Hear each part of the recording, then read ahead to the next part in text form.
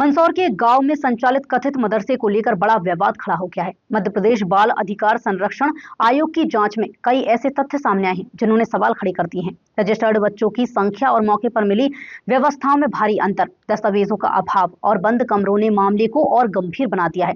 देखिए विशेष रिपोर्ट। मध्य प्रदेश बाल अधिकार संरक्षण आयोग की अध्यक्ष डॉक्टर निवेदिता शर्मा ने मंदसौर जिले के बांदाखेड़ी गांव में संचालित एक कथित मदरसे का निरीक्षण किया। जांच के दौरान आयोग को कई अनियमितताएं मिली। जानकारी के अनुसार मोहनिया एजुकेशन वेलफेयर सोसाइटी के नाम से संचालित संस्था को मदरसा बोर्ड से मान्यता प्राप्त नहीं है, जबकि यहाँ 6ठी से 8वीं तक स्कूल संचालित किया जा रहा है। निरीक्षण के दौरान परिसर में 100 से 150 बच्चियों के रहने की व्यवस्था और वजू खाना मिला, जबकि पोर्टल पर केवल 36 बच्चियां दर्ज थीं। आयोग को बच्चियों से जुड़े आवश्यक दस्तावेज उपलब्ध नहीं कराए गए, साथ ही कुछ कमरे बंद पाए गए जिन्हें खोलने के निर्देश देने के बावजूद ताले नहीं खोले गए। मामले को गंभीर मानते हुए आयोग ने शासन और शिक्षा विभाग को रिपोर्ट भेजी है।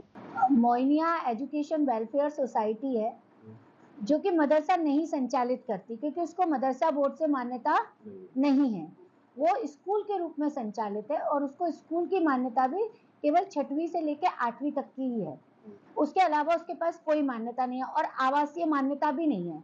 इसके बावजूद वहां पर जो सामान रखा हुआ है बच्चियों का, वो लगभग 100 से 150 बच्चियों का सामान है। तो वो बच्चियां कौन थी?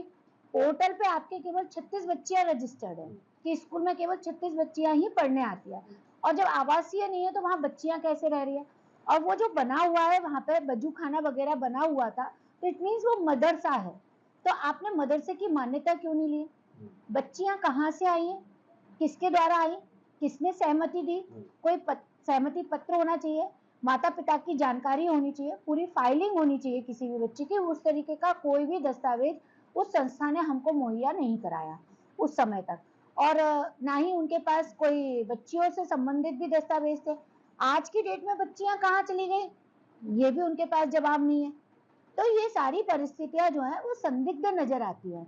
कुछ जो कमरे हैं वो लॉक पड़े हुए, उनको ना ही खोला गया हमारे लिए, और कई बार कहने के बावजूद भी हमारे लिए वो कमरे खोले नहीं गए। ऐसे में कार्रवाई करने के लिए हम लोग शिक्षा विभाग को बोल के आए हैं वहां पर कि इनके ऊपर FIR की जाए। नियमों के विरुद्ध उन्होंने ये काम किया है, और तीसरी से लेकर 12वीं तक के बच्चों की वहाँ कॉपी किताबें कुछ मिली हैं, तो इसका मतलब 12वीं तक चल रहा है।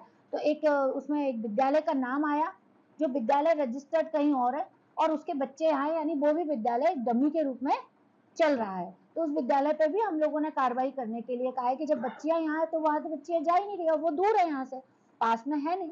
अब विद्यालय है वो, तो विद्यालय को जो मिलता है बच्चियों को उसके हिसाब से मिल रहा होगा। बिल्कुल। निरीक्षण में सामने आए तथ्यों के बाद अब पूरे मामले की जांच और संभावित कार्रवाई पर नजरें टिकी हैं। आयोग का कहना है कि बच्चों से जुड़े मामलों में किसी भी तरह की लापरवाही स्वीकार नहीं की जाएगी। फिलहाल प्रशासनिक स्तर पर आगे की प्रक्रिया शुरू कर दी गई है।